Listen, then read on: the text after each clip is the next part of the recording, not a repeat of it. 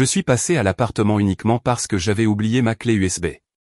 Je n'avais aucune intention d'y rester plus de 5 minutes. Mais au moment où j'ai tourné la clé et mis un pied à l'intérieur, quelque chose m'a paru étrange. Il y avait un silence. Trop de silence. Et puis j'ai entendu sa voix venant de la chambre. Au début, j'ai cru qu'il était en ligne pour le travail, mais ensuite j'ai entendu une voix de femme. Douce, familière et bien trop intime pour quelqu'un qui l'appellerait un collègue. C'est à ce moment-là que j'ai compris que quelque chose n'allait pas. Mais à cette époque, seulement quelques heures plus tôt, j'étais encore cette femme qui aurait combattu quiconque osait remettre en question la fidélité de mon mari. Cette matinée avait commencé comme tant d'autres. Le soleil traversait notre fenêtre de cuisine, captant les particules de poussière en suspension dans l'air. Notre appartement à Chicago était petit mais chaleureux, rempli de petits détails tranquilles que nous avions choisis ensemble pendant 3 ans de mariage. Bien sûr, je me dépêchais, remuant mon café d'une main tout en fouillant dans mon sac de travail de l'autre. Ma présentation finale devait commencer dans moins de 2 heures, et si je réussissais, j'allais être promue directrice des relations publiques de mon entreprise. Ryan, ai-je appelé en enfilant mon blazer. As-tu vu ma clé USB? La bleue. Il est apparu dans l'embrasure de la porte avec son charme habituel, grand, rasé de près, encore en train de sécher ses cheveux avec sa serviette après sa douche du matin. Je crois que tu l'as laissé sur la table de chevet hier soir, dit-il en traversant la pièce pour m'embrasser sur la joue. Tu es nerveuse? Bien sûr, ai-je répondu avec un sourire crispé. Si je ne convainc pas le conseil aujourd'hui, quelqu'un d'autre prendra le poste. Tu vas tout déchirer, dit-il en sirotant son café. Et puis, une fois mon accord avec les clients français conclu, nous pourrons enfin faire ce voyage au ski dont tu rêves. Les Alpes, tu te souviens? J'ai souri à nouveau, mais quelque chose en moi s'est tendu. Ryan avait toujours cette habitude de ramener les choses à lui. Ma promotion semblait s'être transformée en simple note de bas de page de ses projets de vacances. Le téléphone a sonné à ce moment-là. J'ai failli ne pas répondre. Mes mains étaient pleines et j'étais déjà en retard. Mais quand j'ai vu le nom s'afficher à l'écran, Janet Thompson, je me suis arrêté. La voisine de la mère de Ryan. Elle ne m'appelait jamais directement. Bonjour, Janet, ai-je dit en jetant un coup d'œil à Ryan, qui a levé les yeux, surpris. Claire, dit-elle doucement. Je suis désolé de devoir vous l'annoncer, mais votre belle-mère, Margaret, a eu un AVC. L'ambulance vient de l'emmener à l'hôpital général d'Ashwood. Elle est stable mais dans un état critique. Le monde autour de moi a légèrement basculé. J'ai tendu le téléphone à Ryan sans un mot. Son visage est passé de la confusion à l'alarme, puis à quelque chose que je ne pouvais nommer, panique ou culpabilité. Je dois y aller, dit-il après l'appel. Mais mes investisseurs arrivent cet après-midi. Je ne peux pas les décevoir, Claire. Pas maintenant. Je l'ai regardé. Sa mère est à l'hôpital et il pense aux investisseurs. J'irai, ai-je dit doucement. Elle a besoin de quelqu'un avec elle. J'appellerai Emily pour qu'elle prenne ma présentation en charge. Ryan a expiré avec un soulagement visible, trop vite. Tu es sûr? Ça pourrait te coûter la promotion. J'ai hoché la tête, la gorge nouée. La famille passe avant tout, non? Il m'a enlacé, enfouissant son visage dans mes cheveux. Je ne te mérite pas, a-t-il murmuré. Cet après-midi-là, j'ai pris le train 240 pour Ashwood, valise à la main et une sensation oppressante dans la poitrine que je ne pouvais expliquer.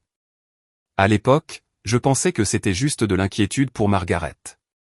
Je n'avais aucune idée que j'étais sur le point de franchir la première étape du démantèlement de mon mariage. Ashwood était plus froide que je ne me souvenais, ce genre de petite ville où tout semble figé dans le temps, des rangées de maisons modestes, des trottoirs fissurés, une pharmacie qui écrit encore ses enseignes à la main. Le chauffeur de taxi m'a déposé devant le duplex de Margaret juste avant le coucher du soleil. Janet m'attendait déjà à la grille, tenant un parapluie vert pâle, l'air inquiet. Vous devez être Claire, dit-elle en me serrant la main avec fermeté mais gentillesse. Nous avons parlé au téléphone. J'ai hoché la tête. Merci pour tout. Je ne m'attendais pas à ça. Aucun de nous ne s'y attendait, répondit-elle doucement. Margaret est à l'hôpital général d'Ashwood. Je vous conduirai demain matin. Vous devriez vous reposer ce soir. À l'intérieur, tout sentait la lavande et les vieux livres. Margaret avait toujours gardé son intérieur impeccable. Veuve depuis plus d'une décennie, elle avait transformé sa maison en petit sanctuaire de l'ordre, rideaux en dentelle, service à thé, photos encadrées de Ryan à tous les âges. Aucune photo de moi, seulement lui. Janet m'a aidé à m'installer et m'a laissé avec un thermos de tisane et une couverture. Seul dans la chambre d'amis, je regardais la pluie taper contre la fenêtre. C'était étrange d'être dans cette maison sans Ryan, à m'occuper d'une femme qui ne m'avait jamais vraiment accepté, dans une ville qui avait toujours semblé appartenir au passé de quelqu'un d'autre. Le lendemain matin, les couloirs de l'hôpital sentaient l'antiseptique et la résignation. Les machines bipaient faiblement derrière les rideaux fermés. Margaret était dans une chambre privée au bout du couloir. Elle avait l'air petite, pâle, des tubes branchés à ses bras, son côté gauche presque immobile. En entrant, elle tourna légèrement la tête et sourit. « Vous êtes venu » murmura-t-elle, les mots lourds et lents. J'ai forcé un sourire et me suis approché. Bien sûr, Ryan devait rester en arrière. Travaille, mais je serai là aussi longtemps que vous aurez besoin. Ses yeux se remplirent de larmes. De gratitude ou d'épuisement, je ne savais pas. Pendant les 2 semaines suivantes, mes journées ont suivi un rythme engourdissant, matinée à l'hôpital, réunions de rééducation, courses, repas simples, linge plié. Margaret a peu à peu retrouvé la parole, bien que le côté gauche de son corps soit resté faible.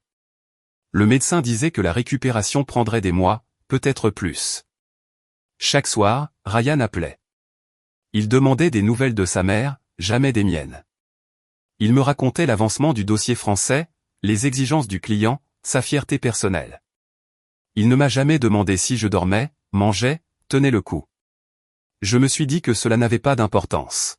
« Vous êtes une bonne femme », m'a dit Janet un soir alors que nous plions des serviettes ensemble. Trop bonne. Peut-être que Ryan a de la chance. J'ai offert un rire poli, mais quelque chose s'est tordu en moi. Chanceuse ? Ryan n'était même pas là. Il est occupé, ai-je dit doucement. Projet important. Le visage de Janet s'adoucit, une expression que je ne pouvais lire, un mélange de pitié et d'autre chose. Ce garçon s'en sortait depuis qu'il était en couche. Margaret ne lui disait jamais non, lui donnait tout. Les autres regardaient et secouaient la tête. Mais elle croyait toujours qu'il était destiné à mieux. Je n'ai rien répondu. Je ne pouvais pas. Plus tard dans la nuit, je me suis assise au bord du lit d'amis, scrollant sans but sur mon téléphone, pas à la recherche de quelque chose, juste une distraction. Une pause dans la boucle des odeurs d'hôpital, des hochements de tête polis et des messages vocaux incessants de Ryan. C'est alors que je l'ai vu. Une photo postée par un vieil ami de fac, taguée dans un restaurant branché du centre de Chicago. Le genre d'endroit que Ryan disait toujours trop bruyant pour lui. Mais à l'arrière-plan, derrière un verre de vin rouge élégant, c'était lui. Ryan riant, se penchant vers une jeune femme aux longs cheveux blonds, sa main sur son bras, leur tête presque collée. Mon souffle s'est coupé. Mes doigts se sont figés. Non, ce ne pouvait pas être lui, et pourtant si. J'ai fixé la photo, voulant croire à une erreur. Peut-être que ce n'était pas lui. Peut-être quelqu'un qui lui ressemblait. Même corpulence, même mâchoire, même posture impeccablement agaçante. Mais plus je regardais, plus mon estomac se nouait. Sa montre, le faucette de sa joue gauche, les boutons de manchette que je lui avais offerts pour notre anniversaire. C'était lui, sans aucun doute. La femme à côté de lui semblait jeune, peut-être la mi-vingtaine. Elle se penchait vers lui comme quelqu'un de familier, intime, à l'aise, pas professionnel. J'ai zoomé. Ses doigts reposaient légèrement sur son avant-bras, ses ongles peints d'un rose pâle. Sa bouche était à moitié ouverte, comme pour lui chuchoter quelque chose à l'oreille. Elle riait. La tête légèrement inclinée. Et j'ai ressenti une douleur aiguë que je ne pouvais nommer. Ce n'était pas de la jalousie. Ce n'était même pas de la colère. C'était pire. C'était la confirmation. Il n'était pas là pour le travail. Il n'était pas venu parce qu'il ne voulait pas. Je n'ai pas dormi cette nuit-là. J'ai dit à Janet que je retournais à Chicago pour une journée prendre quelques affaires. Elle n'a pas posé de questions, juste hoché la tête et proposé d'apporter de la soupe à Margaret pendant mon absence. Le lendemain matin, en descendant du train, j'avais un plan. Ou du moins, je pensais en avoir un. Je rentrerais discrètement, je le verrais, poserais des questions, lui donnerait une chance de dire la vérité. Peut-être qu'une part tordue de moi voulait avoir tort. L'appartement était impeccable, trop impeccable. Ce genre de propreté qui sent les lingettes à l'agrumes et la panique. Sur la table basse, un vase de lys frais. Je n'avais pas acheté de fleurs depuis des semaines. Des coussins sur le canapé que je ne reconnaissais pas, aux motifs géométriques vifs qui juraient avec tout le reste, et 2 tasses dans l'évier, l'une avec une trace de rouge à lèvres rose pâle. J'ai senti un calme m'envahir. Pas un vrai calme, mais ce calme engourdi qui précède toujours la tempête. J'ai posé mon sac, marché dans la cuisine et repéré 2 assiettes en train de sécher dans le porte-vaisselle, toutes 2 utilisées, toutes 2 récentes. Il était à la maison. Je pouvais entendre la douche tourner. Je me suis assise à la table et j'ai attendu. Quand Ryan est sorti 10 minutes plus tard, ses cheveux étaient encore humides, son visage rasé de près.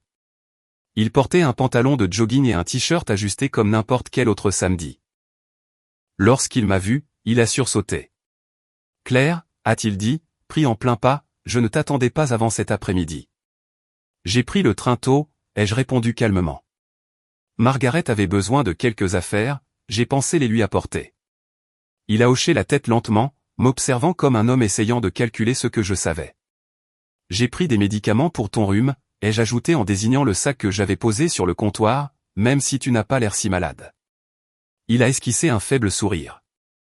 Ça devait être une gastro de 24 heures. Je suis allé dans la cuisine, remarquant de nouveau les 2 mugs. Tu as reçu quelqu'un.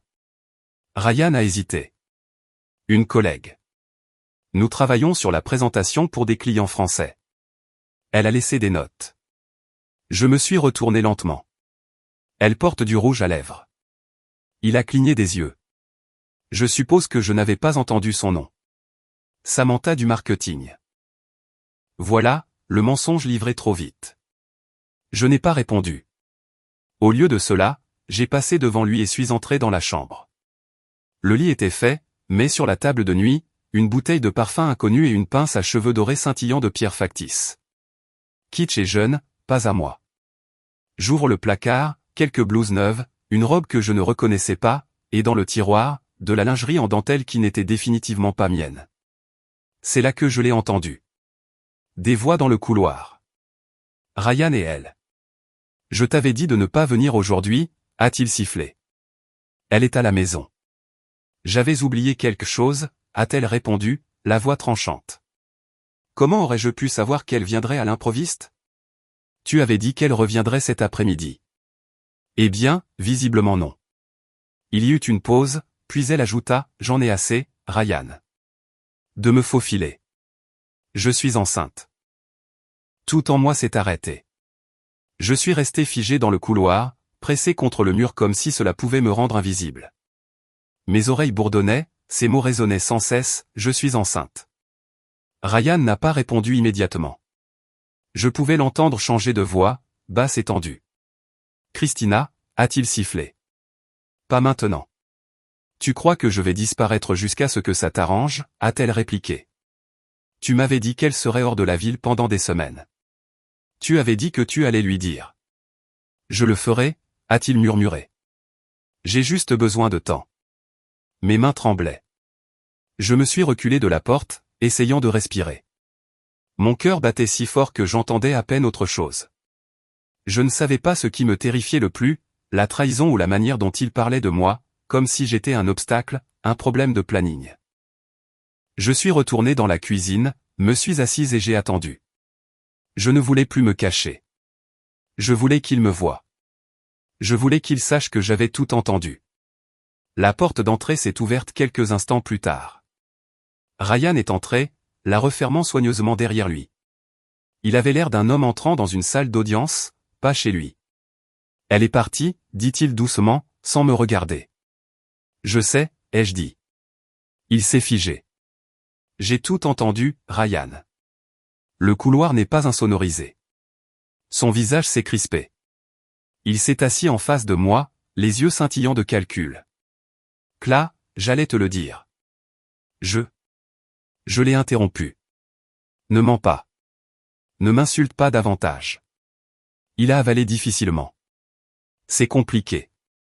Non, ce n'est vraiment pas compliqué. Tu m'as trompé. Tu l'as amenée ici, dans notre maison, dans notre lit, et maintenant elle est enceinte. Il a baissé les yeux, mains jointes. Tu ne comprends pas. J'ai été sous pression avec maman, avec le travail. Tu es parti.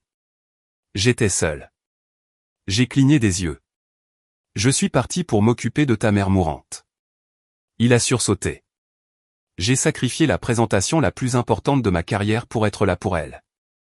Pour toi et... Pour elle? Tu étais là à jouer à la maison avec quelqu'un à peine sorti de l'université. Je n'avais pas prévu que ça arrive, a-t-il dit rapidement. Ça s'est juste produit. Je l'ai regardé. Elle savait que tu étais marié? Oui, mais elle pensait que c'était fini entre nous. Était-ce le cas, ai-je demandé calmement. Prévoyais-tu de rompre, Ryan, ou espérais-tu juste que je continue à jouer l'infirmière pendant que tu gérais ta petite double vie? Il avait l'air acculé, en colère. Ce n'est pas si simple. Si, ça l'est. Son téléphone a vibré sur la table, interrompant notre échange. Il a regardé l'écran et a froncé les sourcils. C'est l'hôpital, dit-il doucement. C'est à propos de maman. Je n'ai pas bougé. Lui non plus. Pendant un instant, nous étions juste deux étrangers assis l'un en face de l'autre, le poids de tout ce qui n'était pas dit pesant dans la pièce. Il a répondu et son expression a changé instantanément. Quoi? Quand? Pause. Oui, bien sûr. J'arrive. Il a raccroché, pâle. C'est maman. Elle a eu un deuxième AVC. On dit que c'est pire cette fois. Je suis resté figé. Alors on devrait y aller. Je conduis, a-t-il dit en saisissant déjà ses clés. Mais dans l'ascenseur, il s'est tourné vers moi, je n'ai pas besoin que tu fasses une scène, Claire. Pas maintenant. Je l'ai regardé et j'ai vu pour la première fois exactement qui il était. Pas un mari en crise, mais un homme essayant de protéger une image qu'il pensait encore maîtriser. Ce n'est pas moi qui ai créé la scène, ai-je dit. Je viens juste de m'y retrouver.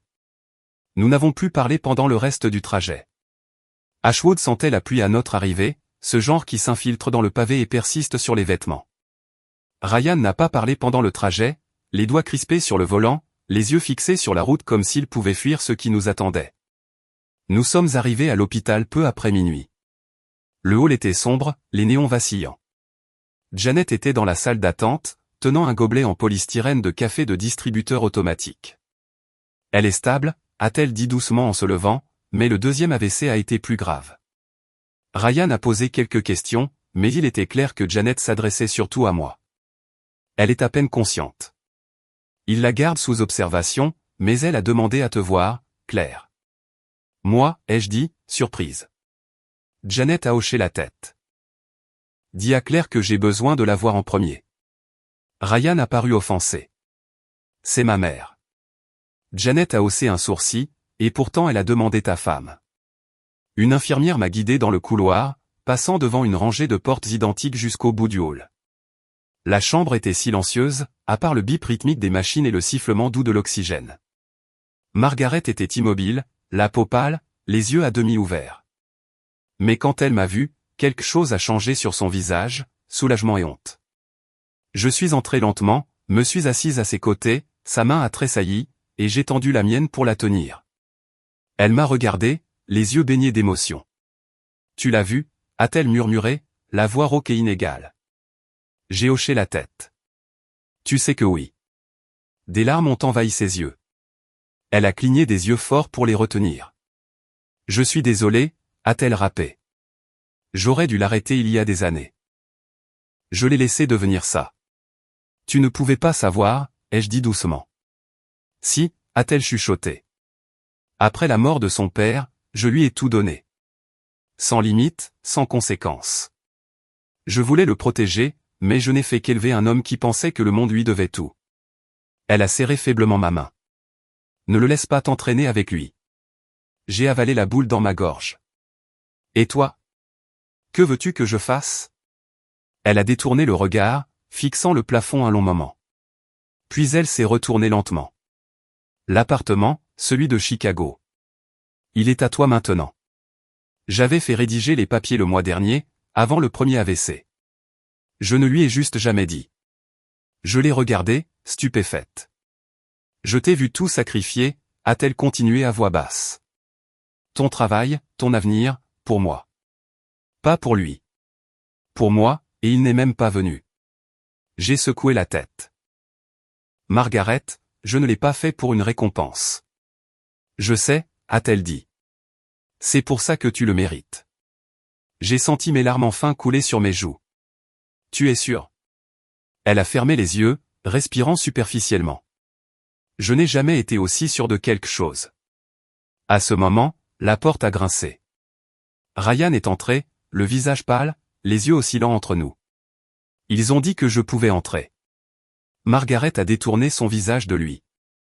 5 minutes, a-t-elle dit à l'infirmière sans le regarder. Pour lui, mais seulement après le départ de Claire. Je suis passé en lui frôlant l'épaule. Il m'a regardé, les yeux remplis de confusion et d'une sorte de peur. Qu'est-ce qu'elle t'a dit, a-t-il exigé. Je n'ai pas répondu parce que certaines vérités n'ont pas besoin d'être prononcées. J'ai senti un poids se lever de ma poitrine, comme une porte qui se ferme enfin derrière moi. La salle d'audience semblait plus froide qu'elle ne devrait. Ou peut-être que c'était juste moi, assise à côté de mon avocat, le dos droit, les paumes moites, feignant de ne pas trembler intérieurement. De l'autre côté, Ryan était assis avec son avocat, l'air soigné, calculateur. Il ne m'a jamais regardé. J'étais poursuivi par mon propre mari pour préjudice moral, pour avoir manipulé sa mère dans un moment de faiblesse. Il voulait récupérer l'appartement de Chicago. Il prétendait que Margaret n'avait pas toute sa lucidité lorsqu'elle a signé le transfert de propriété. L'ironie était suffocante. Margaret n'était pas là. Elle se rétablissait toujours à Ashwood, et même si elle avait été assez forte pour assister, je doutais qu'elle se serait assise tranquillement dans la galerie pendant que son fils tordait la réalité. Le juge, une femme dans la cinquantaine au visage anguleux et aux yeux d'acier, demanda les déclarations d'ouverture. L'avocat de Ryan me présenta comme une maniganceuse, affirmant que j'étais intervenu lors d'une crise médicale pour retourner une vieille femme vulnérable contre son fils, que j'avais profité du deuil et des médicaments pour obtenir propriété et pouvoir. Je ne fléchis pas, mais à l'intérieur je brûlais. Mon avocat répondit avec calme et précision, « Votre honneur, nous disposons de documents notariés, d'enregistrements vidéo et de multiples témoins, médicaux et personnels, attestant de la pleine capacité cognitive de Margaret Morgan au moment du transfert. » Elle n'était ni confuse ni sous pression. Elle était déçue. Le juge se tourna vers moi. « Madame Morgan, pouvez-vous expliquer au tribunal, avec vos propres mots, pourquoi Margaret a décidé de vous transférer l'appartement ?» Je pris une longue inspiration, parce qu'elle voyait ce que je ne voulais pas voir, dis-je doucement. Que je me sacrifiais pour quelqu'un qui ne m'avait jamais vraiment apprécié. Alors que je restais à son chevet, la nourrissant, changeant ses vêtements, l'aidant à marcher à nouveau, son fils vivait avec une autre femme dans notre appartement. Cette femme est maintenant enceinte. Margaret ne m'a pas donné l'appartement par pitié. Elle me l'a donné parce qu'elle voulait, pour une fois, faire ce qui était juste. Un murmure parcourut la salle d'audience. Je gardai mon regard fixe. L'avocat de Ryan objecta, c'est un oui-dire. Mais le juge leva la main, cela témoigne du motif. Objection rejetée. À ce moment, les portes au fond de la salle s'ouvrirent. Je me tournai et mon cœur s'arrêta. C'était Margaret en fauteuil roulant, poussée par Janet, frêle mais droite, le visage déterminé. Ryan se leva. « Maman, que fais-tu ici ?» Elle l'ignora. Le juge lui permit de parler sous serment, et lorsqu'elle arriva devant nous, le silence s'installa.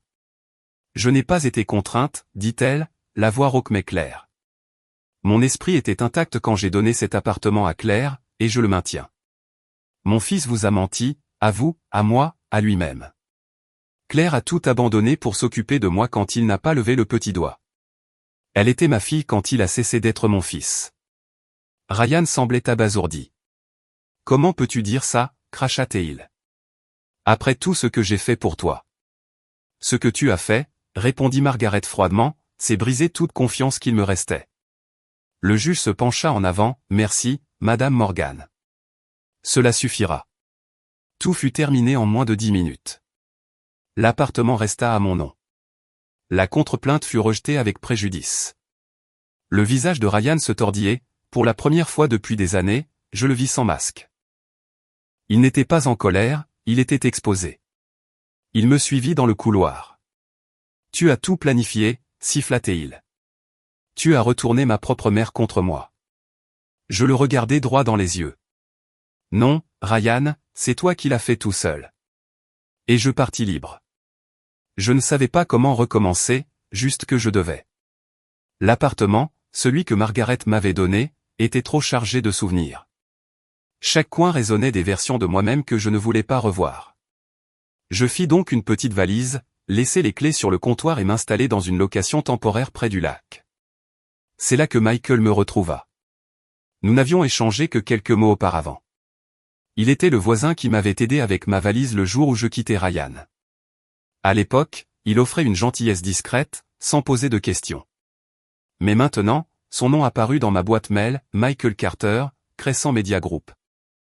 Il avait vu mon CV en ligne, disait qu'il y avait un poste en PR dans son entreprise et me proposait un entretien. Au début, je crus à de la pitié. Puis je compris que non, c'était du respect. Ton travail pour Technostar est solide, dit-il lors de l'entretien. Nous avons besoin de quelqu'un capable de rétablir la confiance dans une marque brisée. Confiance. Ce mot flottait entre nous. J'obtins le poste. Michael ne mentionna jamais mon passé. Pas une seule fois. Mais avec le temps, je me mis à lui en parler. Pas pour me justifier, mais pour que quelqu'un connaisse la personne que j'étais au-delà des blessures. Il écoutait vraiment, et ne reculait jamais. Il avait ses propres cicatrices. Veuf. Sa fille Sophie avait 6 ans, vive, curieuse, toujours à poser des questions auxquelles je ne savais pas répondre. « Es-tu triste ?» me demanda-t-elle un jour, alors que nous mangions une glace au parc. Je répondis parfois avec hésitation, mais je m'améliorais. Elle acquiesça pensivement, « Mon papa est triste lui aussi, mais quand il fait des spaghettis, il sourit de nouveau. » Peut-être que les spaghettis étaient le remède. Ou peut-être que c'était la façon dont elle se blottissait contre lui au coucher, ou la manière dont il la regardait comme si elle tenait son monde entier. Avec le temps, les dîners devinrent des week-ends, les week-ends des trajets scolaires. Je me retrouvais à leur table de cuisine à aider aux devoirs, regarder des films les soirs de pluie, apprendre à respirer à nouveau. Michael ne poussait jamais. Pas besoin de gestes grandioses. Juste une tasse de café le matin, une main stable quand j'avais besoin de pleurer, un rire partagé pour des choses simples. Un soir, des mois après le jugement, nous étions sur le balcon de son appartement, regardant les lumières de la ville se refléter sur le lac. Sophie s'était endormie avec son livre préféré serré dans les mains. Je ne pensais pas retrouver ça, murmurai-je. Michael se tourna vers moi, moi non plus. Il y eut une pause, puis il sortit de sa poche une petite boîte. Ce n'est pas une bague de fiançailles, dit-il rapidement, presque timidement, juste une promesse que si tu veux un nouveau départ, je serai là. À l'intérieur, une délicate bague en argent avec un petit saphir au centre. Simple, honnête. Elle ne brillait pas comme celle que Ryan m'avait donnée, mais elle semblait réelle, inébranlable. Je ne pleurais pas. Je souris, et pour la première fois depuis longtemps, ce n'était pas forcé. Je suis prête, dis-je. Construisons quelque chose de nouveau. Je pensais en avoir fini avec Ryan. J'avais mon propre logement, un travail que j'aimais, des personnes qui rendaient ma vie chaleureuse et solide à nouveau. Margaret se rétablissait à Ashwood. Sophie m'apprenait à tresser les cheveux et dessiner des licornes. Michael, constant, bienveillant, était le premier homme devant lequel je n'avais pas besoin de cacher mes peurs. Mais Ryan n'avait pas dit son dernier mot. Cela commença par des mais, puis des textos, nous devons parler. Tu as tout détruit. Je veux ce qui m'appartient. Je les ignorais pendant des semaines. Puis, un après-midi en quittant le travail, je le vis devant le bâtiment. Même costume, même sourire forcé, mais quelque chose dans ses yeux avait changé, plus froid, plus désespéré. Tu travailles pour Carter maintenant, cracha-t-il, se plaçant devant moi. Sérieusement? Tu crois que ce n'est pas un affront? Je ne fléchis pas, je ne te dois rien, Ryan. Ni conversation, ni explication. Tu as retourné ma mère contre moi, siffla-t-il. Tu as tout pris. Non, répondis-je calmement. Tu as tout perdu. Tout ce que j'ai fait, c'est cesser de te protéger de toi-même. Il me saisit le bras violemment. Avant que je puisse parler, une voix perça la tension comme une lame, lâche-la, Michael. Il s'avança, présence silencieuse mais ferme. Ryan hésita, puis lâcha prise, reculant comme un animal acculé. Tu crois avoir gagné, grogna-t-il. Elle est brisée. Elle ne sera jamais suffisante. Michael ne répondit pas. Il n'en avait pas besoin. Sa main trouva la mienne, et sans un mot de plus, nous partîmes ensemble. Cette nuit-là, je m'assis sur le canapé avec Sophie blottie contre moi, me racontant sa journée. Elle ne demanda rien sur l'homme à mon bureau. Elle dit simplement, tu es un peu plus silencieuse que d'habitude. Veux-tu un peu de mon biscuit? Je lui embrassai le sommet de la tête. Oui, je crois que oui. Les semaines passèrent, puis les mois. Ryan finit par cesser d'appeler. Margaret envoya une lettre, manuscrite, tremblante mais puissante, merci de m'avoir permis de voir la vérité. Tu n'as jamais été le problème, Claire. Tu étais le miroir. C'était le compliment le plus douloureux que j'ai jamais reçu. Le printemps arriva. Sophie cueillait des fleurs dans le parc et les nouait en petits bouquets qu'elle laissait sur mon bureau à la maison. Michael préparait le dîner la plupart des soirs. J'aidais au projet de science. Nous rions beaucoup, non parce que la vie était parfaite, mais parce qu'elle était réelle. Et un matin, alors que le soleil inondait la pièce et que l'odeur du café emplissait la cuisine, je réalisais quelque chose, je ne guérissais plus, j'étais entière. Je portais la bague de saphir à la main droite, non comme possession, mais comme promesse.